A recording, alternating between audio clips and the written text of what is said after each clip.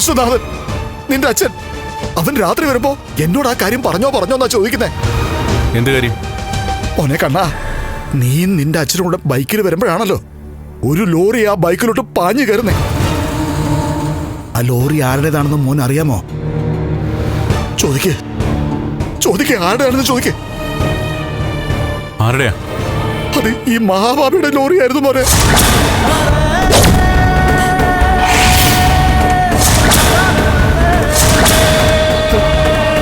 എന്റെ ലോറിയാ നിന്റെ അച്ഛനോടിച്ചിട്ട് ബൈക്കിലേക്ക് പാഞ്ഞു കയറിയത്.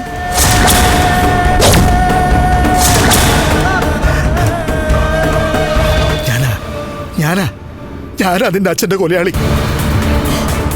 കണ്ണാ, നിന്നെ ഈ വീൽ ചെയറിനകത്ത് ഇരുത്തിയത് ഞാനാടാ.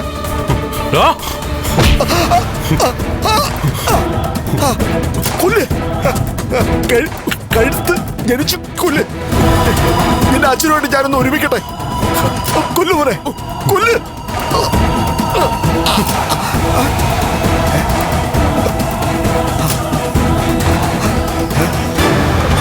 കണ്ടാ, നീ വീൽ ചെയറിൽ നിന്ന് എഴുന്നേറ്റോ മോനെ.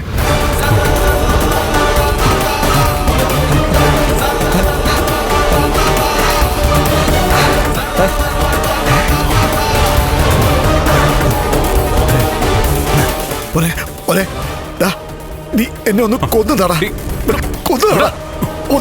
തനിക്ക് വെളിവില്ലാതെ താനിതൊക്കെ പറയുന്നേ? ഒരിക്കലുമല്ല.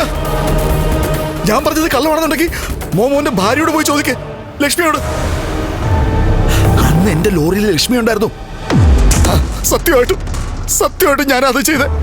പോനെ, മോന്റെ അച്ഛൻ ഓടിച്ച ബൈക്ക് ഇടിച്ചു തീർപ്പിച്ചത് ഞാനാ. നല്ല മഴയുള്ളൊരു രാത്രിയായിരുന്നല്ലോ അത്. എന്നിട്ട് ഒന്ന് തിരിഞ്ഞു പോലും നോക്കാതെ വണ്ടി ഓടിച്ചു പോയത് ഞാനാ മോനെ. അതിനൊക്കെ ലക്ഷ്മി സാക്ഷിയാ.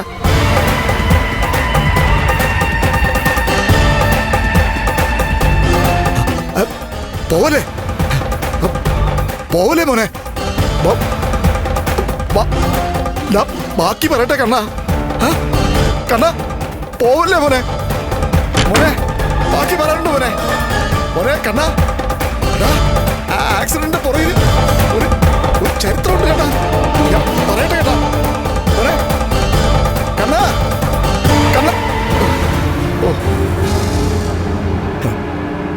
എന്നാൽ അത്രയായല്ലോ, അത്രയെങ്കിലും പറഞ്ഞല്ലോ. എന്തൊരാശ്വാസം എനിക്ക്.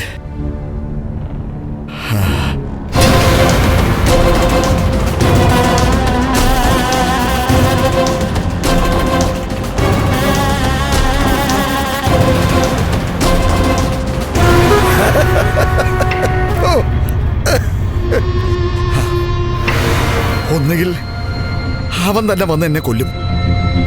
ഇനി അതല്ലെന്നുണ്ടെങ്കിൽ മാർക്കോവിനെ പറഞ്ഞുവിടുമായിരിക്കും. ഇനി അതുമല്ലെന്നുണ്ടെങ്കിൽ പോലീസുകാരെ പറഞ്ഞുവിടും. എന്തായാലും എന്റെ മരണം ഉറപ്പായി.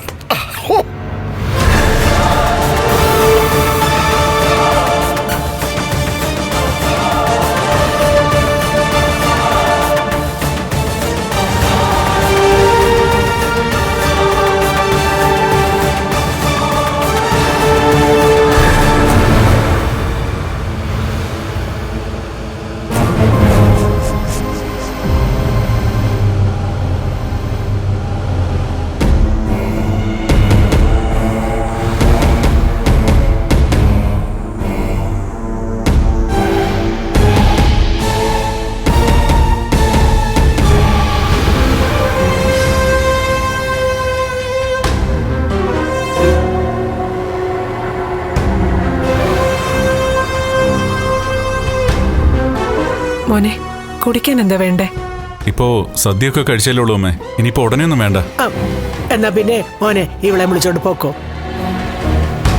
തനിക്കിവിടെ അമ്മയ്ക്കിപ്പോ ഒരു ദിവസം നിക്കണമെന്നുണ്ടോ? അയ്യോ, ഒരു കാരണവശാലും വേണ്ട.